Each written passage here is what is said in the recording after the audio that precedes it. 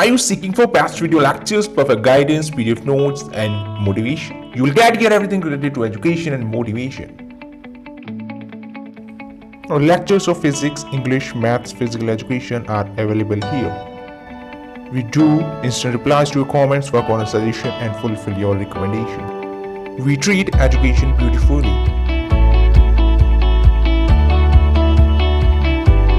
We provide easy to understand lectures, simple learning notes, and always available for you. Always feel free to ask. Visit Shadow of Success Best Education Point, the perfect guider. Hey, what's up people? This is Kartik Sharma here और आप देख रहे हो shadow of success YouTube portal, जहां पर आपको education से related सारे बेस्ट नोट्स, सारे एजुकेशन पॉइंट्स और सारा गाइड आपको यहां पर मिलता है। तो आई होप आप इस चैनल को सब्सक्राइब जरूर करोगे। तो आज हम डिस्कस करने वाले हैं क्लास 11th के 100 ऑब्जेक्टिव टाइप क्वेश्चंस के बारे में, यानी कि एमसीक्यूज के बारे में। ये क्वेश्चंस मैंने बहुत डिटेल में और बहुत डेप्थ में जाकर बनाए हैं और इन क्वेश्चन से आपको 100% आपके एग्जाम्स में, आपके फाइनल एग्जाम्स में मदद मिलने वाली है। तो कुछ चीज़ें मैं आपको पहले क्लियर कर देता हूं कि अगर आपने चैनल सब्सक्राइब नहीं किया तो पहले सब्सक्राइब कर लो और इस वीडियो को प्लीज़ अपने दोस्तों को शेयर ज़रूर कर देना यार। और देखो, यहाँ पे आपको सारे नोट्स प्रोवाइड कराए जाते हैं, फिजिकल एजुकेशन से रिलेटेड सारा स्टफ आपको मिलता है। तो आपको बस जाना है वेबसाइट पे जो कि आपको स्क्रीन पे दिख रही है, www.shikshacamp.blogspot.com। ये आप .blogspot हटाकर भी सर्च कर सकते हो। तो चलो फिजिकल एजुकेशन के अंदर एक और नोट आपको बता देता हूं कि यहाँ पर आपको 20 to 50 MCQ type questions offer किए जा सकते हैं आपके एग्जामिनेशन में और हर क्वेश्चन आपको 1 मार्क के लिए दिया जाएगा। तो फर्स्ट ऑफ ऑल यहाँ पे लिखा हुआ है 20 to 50 MCQ टाइप क्वेश्चंस। तो यहाँ पर जो पैटर्न है उसके अकॉर्डिंग आपको 20 MCQs दिए जाते हैं, ठीक है ना, यानी कि 21 मार्क के क्वेश्चंस दिए जाते हैं जिनमें से आपके MCQs होते हैं। अगर फिजिकल एजुकेशन की पर्टिकुलरली बात की जाए तो वहां पे MCQs होते हैं और अदर सब्जेक्ट्स की बात की जाए तो वहां पर 10 MCQs, 10 फिलअप्स और 10 वन वर्ड के आंसर क्वेश्चन होते हैं, ठीक है। तो यहां पर आपको 50 मैंने इसलिए लिखा है क्योंकि अभी कोरोना वायरस की वजह से आपके एग्जाम्स थोड़े से लेट होने वाले हैं, सिलेबस कवर करने में थोड़ी सी प्रॉब्लम होने वाली है। तो उसको देखते हुए आपको 50 MCQs भी यहां पर ऑफर किए जा सकते हैं। ये एक प्रेडिक्शन है, नॉट अ कंफर्म्ड न्यूज, तो इस पर ज्यादा ध्यान मत दो। अभी 20 MCQs के तौर पर आप करो, जब ये नोटिफिकेशन आएगा तो मैं आपको 100% बता दूंगा, ठीक है। तो चलिए स्टार्ट करते हैं अपना ये वीडियो। तो फर्स्ट ऑफ ऑल हमारा फर्स्ट पेज यहाँ पे ओपन होने वाला है।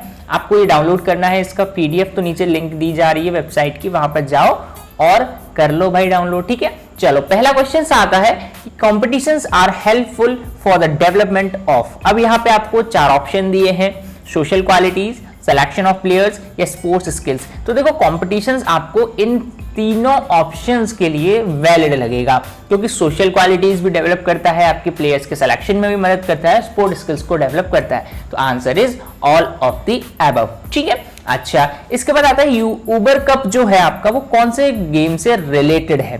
तो ये आपको बहुत डेप्थ में पढ़ना होगा। अगर आपके पास सरस्वती की बुक है तो आप बहुत अच्छी बुक है आपके पास, न्यू पैटर्न वाली, न्यू सिलेबस वाली, और अगर नहीं है आपके पास तो उसकी PDF आप हमारी वेबसाइट से डाउनलोड कर सकते हो। तो ये है बैडमिंटन से रिलेटेड आपका ऊबर कप दिया जाता है बैडमिंटन गेम में, ओके। इसके बाद आता है कि which one of the following component is not included in Khelo India programme. तो यहां पर कौन सा इनमें से कंपोनेंट है जो खेलो इंडिया प्रोग्राम में नहीं इंक्लूडेड है। तो प्ले फील्ड डेवलपमेंट है, टैलेंट सर्च एंड डेवलपमेंट है, स्पोर्ट्स फॉर वुमेन है या टू ऑर्गेनाइज क्रिकेट कॉम्पिटिशन है। तो देखो भाई, खेलो इंडिया प्रोग्राम एक मल्टी स्पोर्ट्स प्रोग्राम होता है जिसमें आपका प्ले फील्ड डेवलपमेंट होता ही होता है, आपका टैलेंट सर्च और उसका डेवलपमेंट होना ही होना है, स्पोर्ट्स फॉर वुमेन भी है, लेकिन यहाँ क्रिकेट कॉम्पिटिशन का कोई लेना देना है नहीं इससे, ठीक है ना। तो चलो आगे बढ़े। यहाँ पर आप क्वेश्चन पूछता है कि which one of the following objectives is not the objective of physical education mentioned by H. Clarke. देखो कुछ आपकी बुक में क्लासिफिकेशंस दी हुई हैं, कुछ जो हमारे साइंटिस्ट थे फिजिकल एजुकेशन से रिलेटेड, उन्होंने कुछ बातें बोली थी। तो उनमें से एक फिजिकल एजुकेशन के ऑब्जेक्टिव्स की बात की गई थी। उनमें एक H. क्लार्क भी हैं जिन्होंने कुछ अपने अकॉर्डिंग क्लासिफिकेशंस दी थी। तो उनमें से उनकी क्लासिफिकेशन इन 4 ऑप्शन में से एक नहीं है क्योंकि उन्होंने 3 क्लासिफिकेशंस इनमें से दी हुई हैं। Physical fitness, worthy use of leisure time, social efficiency या कल्चर। तो भाई इसमें आता है आपका worthy use of leisure time. Okay, चलो आगे बढ़े। अब जो प्रेसिडेंट हैं इंटरनेशनल ओलंपिक कमेटी के प्रेजेंट में वो कौन है?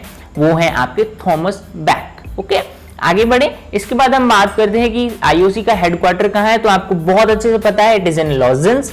ठीक है, इसके आगे बढ़े। इसके बाद बोलता है कि in which year the Indian Olympic Association was established. तो ये सारी नोट्स में आपको मिल जाएगी डिटेल, और इसके अंदर ऑप्शंस आपको फिर से 4 दिए हैं, 1925, 26, 27, 28। तो इसका ऑप्शन राइट है 27। चलो आगे बढ़े 8th क्वेश्चन पे। तो यहाँ पे पूछता है कि फाउंडर प्रेसिडेंट ऑफ आईओए कौन है? तो ऑप्शन दिए हैं डॉक्टर नॉलन, महाराजा भूपेंद्र सिंह, सर दोराबजी जमशेदजी टाटा, या इनमें से कोई भी नहीं। तो इसका सही आंसर है सर दोराबजी जमशेदजी टाटा। तो नोट्स में सब कुछ मिल जाएगा, इसके लाइव लेक्चर्स में और डेप्थ में आपको समझने में मिल जाएगा। तो देख लेना, प्लेलिस्ट दी हुई है आपके चैनल पे, अब जाकर देख सकते हो। ठीक है, चलो आगे बढ़े और 9th क्वेश्चन की तरफ बढ़ते हैं। तो ये पूछ रहा है कि कौन सी ईयर में आपका पहला पैरालंपिक गेम हुआ था? तो उसमें ऑप्शन इज राइट 1960। ओके, आगे बढ़े। How many sports are included in summer Paralympic games? कितने गेम्स इंक्लूडेड हैं? इसमें आपके 22 गेम्स आर इंक्लूडेड। ओके, इसके आगे बढ़े। तो ये पूछ रहा है कि इनमें से जो ऑप्शंस दिए हैं इनमें से फिजिकल फिटनेस का कंपोनेंट कौन सा नहीं है? तो वो है आपका कार्डियोवास्कुलर एंडोरेंस। यहाँ पर कोऑर्डिनेटिव एबिलिटीज तो होता है, लेकिन कार्डियोवास्कुलर एंडोरेंस नहीं होता है फिजिकल फिटनेस का एक कंपोनेंट। ओके, इसके बाद पूछता है कि इनमें से कौन सा हेल्थ रिलेटेड फिटनेस का कंपोनेंट नहीं है? तो उनमें से सही आंसर है आपका स्पीड। स्पीड किसका कंपोनेंट है? फिजिकल फिटनेस का। ओके, इसके बाद आता है आपका विच one of the following is not a part of dynamic strength? तो डायनामिक स्ट्रेंथ में 3 पार्ट्स होते हैं, जिनमें से आपका स्टैटिक स्ट्रेंथ नहीं होता है, जो कि पर्टिकुलरली अलग टाइप ऑफ स्ट्रेंथ है। ओके, इसके बाद हम करते हैं कि what should be the body fat percentage in women? Women के अंदर बॉडी फैट परसेंटेज कितना रिक्वायर्ड होता है या होना चाहिए? तो 20 to 25% ये आपका बॉडी में होना चाहिए। यही चीज अगर हम देखें which is the component of the wellness in the following, यहाँ पर वेलनेस का कंपोनेंट कौन सा है? तो भाई देखो सभी हैं, सभी वेलनेस के यहाँ पे आपको कंपोनेंट्स देखने को मिल जाएंगे। ठीक है, आगे चले। तो ये पूछता है कि कौन सा कैटेगरी ऑफ डिसेबिलिटी इंक्लूडेड की जाती है डिसेबिलिटीज की कैटेगरी में? तो देखो विजुअल, फिजिकल, इंटेलेक्चुअल डिसेबिलिटी हो सभी आपकी इंक्लूडेड की जाती हैं। चले आगे। तो चलो भाई आगे क्वेश्चन आता है नंबर 17। ठीक है ना, अब तक हमने कितने क्वेश्चन कवर कर लिए? 16 क्वेश्चंस। अब आते हैं हम नंबर 17 पे। तो ये बोलता है which one of the following organization helps in promoting adaptive sports? तो एडेप्टिव स्पोर्ट्स को कौन सी ऑर्गेनाइजेशन इन ऑप्शंस में से आगे बढ़ाती है? एडेप्टिव स्पोर्ट्स किनके लिए होता है? जो फिजिकली चैलेंज बच्चे होते हैं, ठीक है ना, उनके लिए। तो यहां पर ये सभी ऑर्गेनाइजेशंस आपके जो फिजिकली चैलेंज लोग होते हैं उनके लिए बनाई गई हैं। ठीक है, इसके बाद बात करें कि फर्स्ट डीफ ओलंपिक जो है वो कब ऑर्गेनाइज हुआ था? तो वो हुआ था 1924 के अंदर। आगे बढ़े। तो ये पूछ रहा है कि इंटरनेशनल पैरालंपिक कमेटी का जो हेडक्वार्टर है वो कहां है? तो पहले ऑप्शन देख लेते हैं, डज़लफोर्ड, लंदन, बॉन, पेरिस। तो आंसर सही है आपका बॉन। ओके, आगे बढ़े। चलो, तो यहां पर पूछ रहा है कि in the following which is the objective of adaptive physical education? Adaptive physical education का ऑब्जेक्टिव कौन सा है इनमें से? तो भाई यहां पर सभी आपके जो ऑप्शंस हैं वो करेक्ट हैं। ठीक है ना, तो गाइज यहां पे आपको ऑप्शन पता चल गया। चलो आगे बढ़े। तो ये बोलता है कि स्पेशल ओलंपिक इंडिया कौन से ईयर में फाउंड किया है? कौन से ईयर में इसको स्टैब्लिश किया गया? तो उसका राइट ऑप्शन इज 1987 में स्पेशल ओलंपिक इंडिया को बनाया गया। अब इसका नाम स्पेशल ओलंपिक भारत कौन से ईयर में रखा गया? वो था आपका 2000। ओके, तो यहां पे हम बात करते हैं फर्स्ट पैरालंपिक गेम्स कब हुए? 1960 में। कहां हुए? ठीक है ना, तो ये हुए थे आपके कहां? रोम के अंदर। ओके, चलो आगे बढ़ते हैं। और आप अगर योगा वाले चैप्टर पे आते हैं, ये सारे चैप्टर वाइज चल रहे हैं, तो यहाँ पे देखें कि यहाँ पर नियमा का पार्ट कौन सा है इनमें से? सत्य, अपरिग्रह, तप या अस्तेय? तो यहाँ पर अगर आप देखोगे तो tap is the right option for niyamas part. Okay, इसके बाद हम बात करते हैं कि कौन सी समाधि के लिए एक प्रायर स्टेज मानी जाती है? वो है आपकी ध्याना। ठीक है ना, ध्यान वाली स्टेज में पहुंच जाते तो आप समाधि की तरफ इजीली जा सकते हो। ओके, आगे चले। अब पूछता है कि कौन सा आसन हरे पोज कहलाता है? तो आप तो जानते हो इजीली, हरे पोज को हम शशांक आसन भी बोलते हैं। और लोटस पोज कौन से आसन को बोला जाता है? दैट इज पद्मासन। तो यहाँ पर आपको ये ऑप्शन क्लियर हो गया। अच्छा, इसके बाद आगे आते हैं कि kumbhaka means to retain breath after complete inhalation and kumbhaka means to retain breath after complete exhalation. तो इनहेलेशन के बाद जो हम ब्रीथ रिटेन करके रहते हैं उसे कौन सा कुंभका कहते हैं, और एक्सहेलेशन के बाद जो हमारी लंग्स के अंदर जो ब्रीथ रिटेन रहती है उसे कौन सा कुंभका कहते हैं? Options are very confusing. Internal external यानी कि फिलअप की तरह आपको भरना है, पहले में इंटरनल दूसरे में एक्सटर्नल, पहले में एक्सटर्नल दूसरे में इंटरनल, एक्सटर्नल एक्सटर्नल या इंटरनल इंटरनल। ठीक है, तो भैया राइट ऑप्शन इज इंटरनल कुंभका जब आप कंप्लीट इनहेलेशन कर लेते हो, एक्सटर्नल कुंभका जब आप कंप्लीट एक्सहेलेशन कर लेते हो। ओके, 28 क्वेश्चन पूछ रहा है कि physical activities are for at least 30 minutes और मोर देन ईच डे कौन सी एक्टिविटीज होती हैं? तो जो लगभग 30 मिनट की दी जाती है तो वो होती है आपकी लाइफस्टाइल, जिन्हें हम लाइफस्टाइल एक्टिविटीज बोलते हैं ना। ओके, इसके बाद आता है आपका which is the third stage of behaviour change stages for physical activity? That is your planning. Okay, planning करते हो जब आप बिहेवियर चेंजेस वाली स्टेजेस में जाते हो तो थर्ड स्टेज आपकी प्लानिंग होती है। ओके, इसके बाद आपका trekking usually up to distance of 5000 metre. कैसे ट्रैकिंग होती है? मॉडरेट, इजी, स्ट्रेनस या difficult? It is an strenuous trekking. ठीक है, इसके आगे 31 कहता है कि आपका बिहेवियर चेंज की टेक्निक्स कौन सी है इनमें से? तो इनमें से ऑल ऑफ द अबव आज राइट आंसर। ओके, इसके बाद आगे देखिए कि पैराग्लाइडर्स को एक पर्टिकुलर हाइट की तरफ जाने से मना कर दिया जाता है, दैट इज 18,000 फीट। इसके ऊपर आप नहीं जा सकते। ओके, इसके बाद बॉडी मास इंडेक्स को एक और नाम से हम जानते हैं, that is weight height index, Quetelet index, fat mass index या कुछ भी नहीं इनमें से। तो सीधी सी बात है, इसका जो हम कहें अगर इसका इन्वेंशन किया था तो क्वेटलेट एक साइंटिस्ट थे, उन्होंने किया था, तो उसके नेम पर यहाँ पर क्वेटलेट इंडेक्स इसे हम बोलते हैं। ठीक है, अच्छा अब ये बीएमआई कौन से साइंटिस्ट के थ्रू यहाँ पे डेवलप की गई थी? तो उसके ऑप्शंस देख लो, जॉर्ज एडोल्फ या फिर कोई भी नहीं। तो देखो यार, इसमें राइट ऑप्शन देखो, दो एडोल्फ हैं यहाँ पर। ठीक है, ये PHE आएगा, थोड़ा सा मिसप्रिंट हुआ है, तो एडोल्फ और एडोल्फ है, तो कौन सा वाला राइट है? एडोल्फ वाला, PHE वाला। यहाँ पे PA आपको दिख रहा है, PHE इज राइट। ओके, इससे आप मैच कर सकते हो। ठीक है, आगे बढ़ते हैं। आगे बोलता है कि एक रिस्क फैक्टर असेसमेंट टूल कौन सा कहलाता है इनमें से? तो that is waist hip ratio. Okay, इसके बाद कहते हैं कि हिपोक्रेट्स के द्वारा कौन सी क्लासिफिकेशन इसमें से है?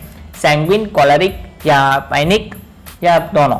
A एंड B, तो दोनों A एंड B यहाँ पे is the right answer. Okay, इसके बाद अर्नेस्ट क्रेश्मर ने क्या क्या क्लासिफिकेशन की थी इनमें से? तो इनमें से सभी अर्नेस्ट क्रेश्मर ने यहाँ पर क्लासिफिकेशन की हुई थी। ठीक है, इसके बाद हम बात करें कि एक एथलेटिक फिजिक या बैलेंस बॉडी कंपोजिशन वाली बॉडी कौन से टाइप ऑफ मॉर्फी में होती है?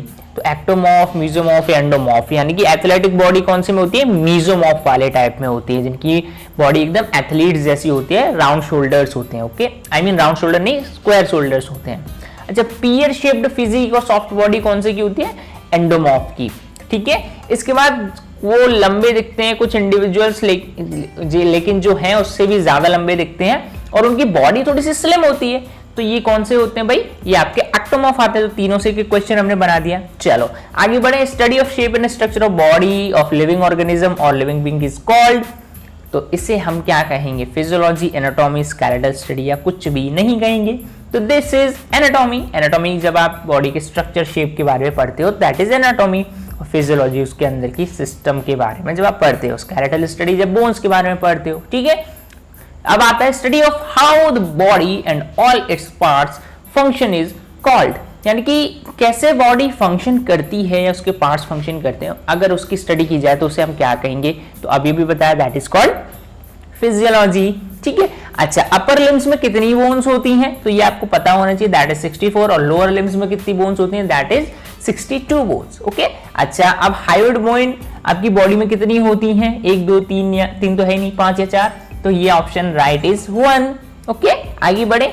चलो इस वाले शीट पे हमें देखने को मिल रहा है कि स्टर्नम की जो बोन होती है वो कितनी होती है? तो दे आर 1 स्टर्नम बोन।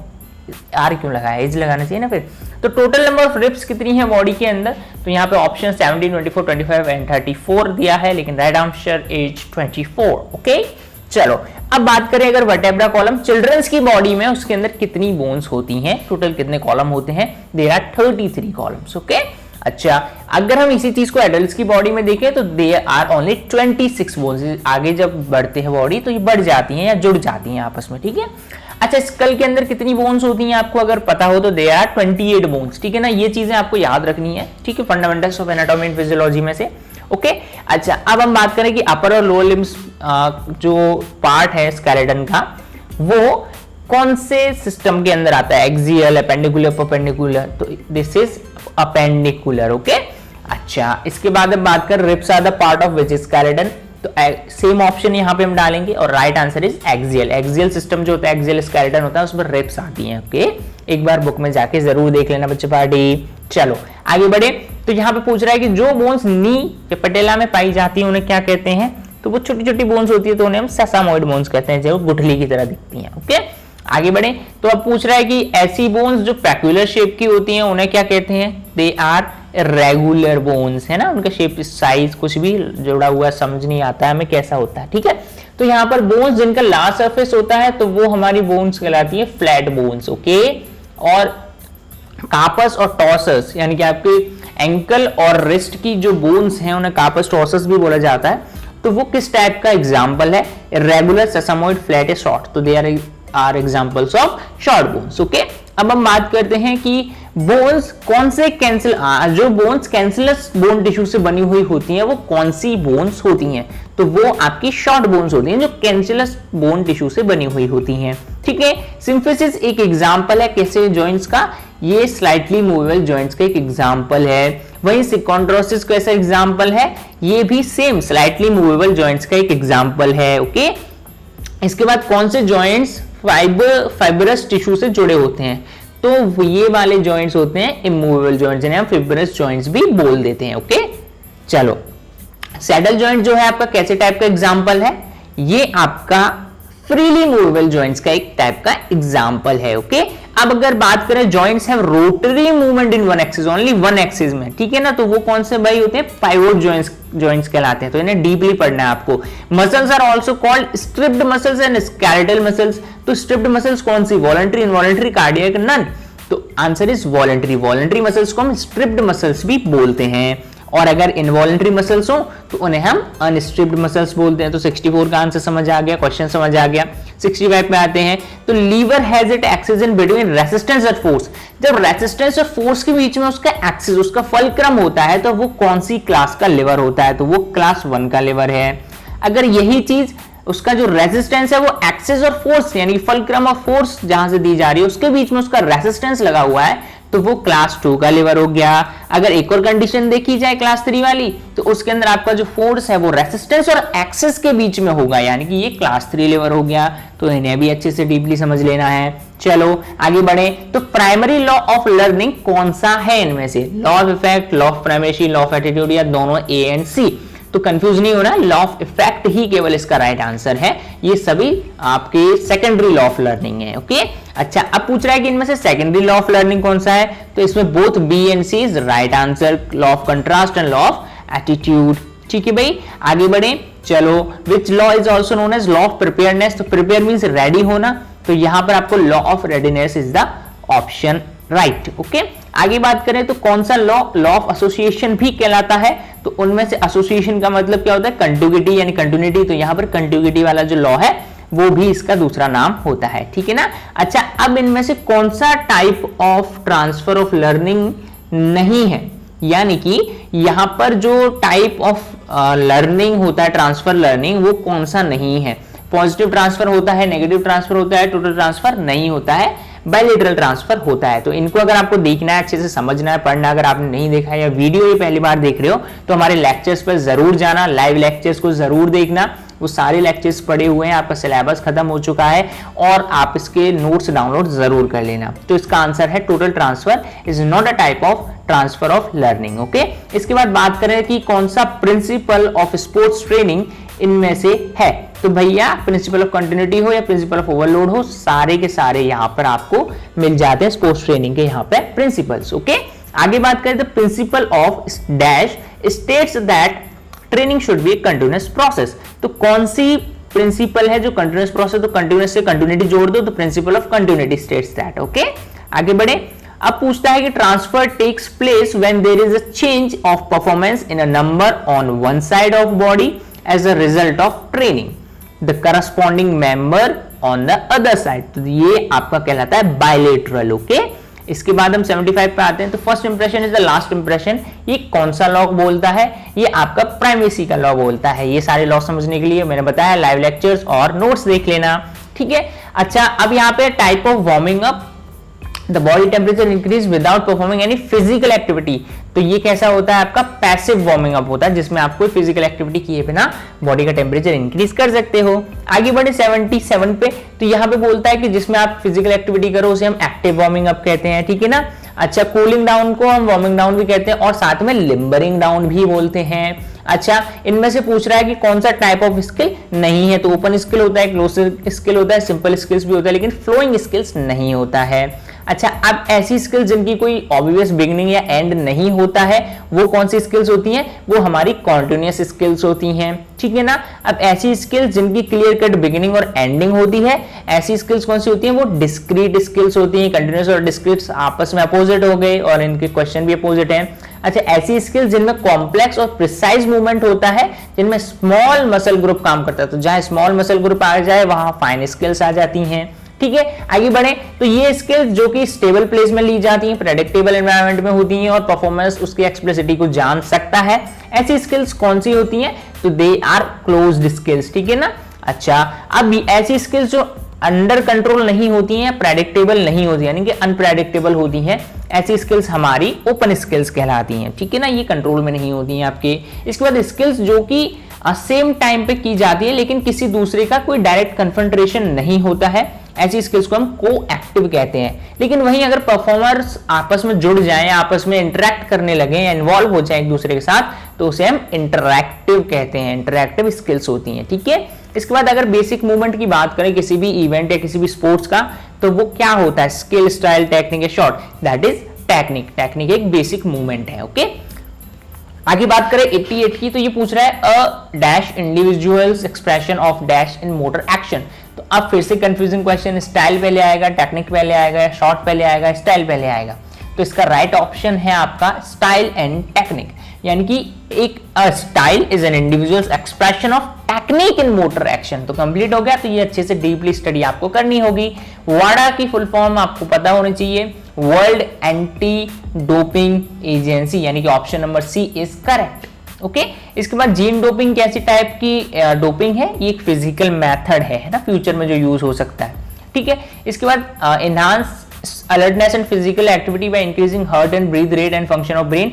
कौन से यहाँ पे ड्रग्स यूज होते हैं? They are stimulants. अभी हमने लेक्चर खत्म किया, उसमें आपको समझाएं सारी चीजें, ठीक है। अच्छा, अब ये डैश दिया हुआ है कि कौन से इनमें से आपके जो डोपिंग के सब्सटेंसेस हैं जो रिड्यूस और eliminate pain from injuries and allow athletes to make efforts for longer time, कौन से होते हैं? They are narcotics, okay. इसके बाद हम बात करें कि साइकोएक्टिव केमिकल्स कौन से हैं जो रिलैक्सेशन की फीलिंग हमें कॉज करते हैं? तो दे आर कैनाबिनॉइड्स, ओके।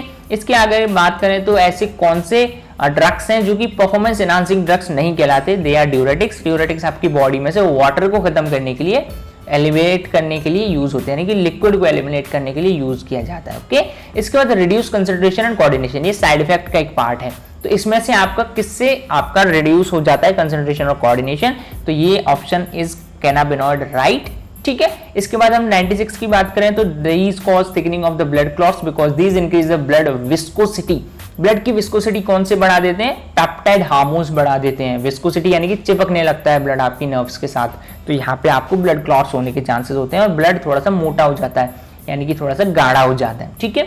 अच्छा, अब पूछ रहा है कि HGH मीन्स क्या है? क्या ये हाई ग्रोथ हार्मोन है, क्या ह्यूमन ग्रोथ हार्मोन है या ह्यूमन गम हार्मोन है? तो सीधी सी बात है ह्यूमन ग्रोथ हार्मोन है, काफी इजी क्वेश्चन है। अच्छा, अब लास्ट का क्वेश्चन कुछ आता है इस तरीके से कि these drugs generally used to treat asthma. Asthma में कौन से ड्रग्स यूज होते हैं? They are beta 2 agonist, okay.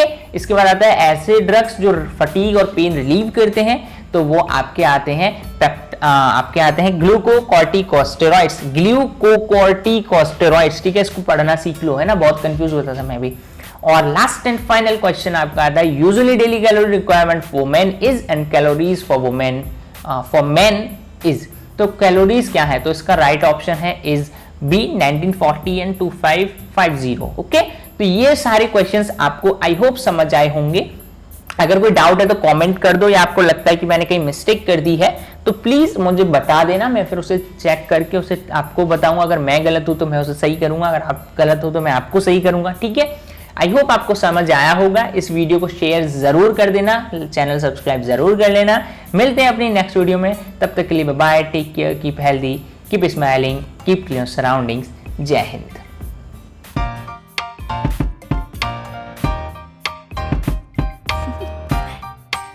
Do you want to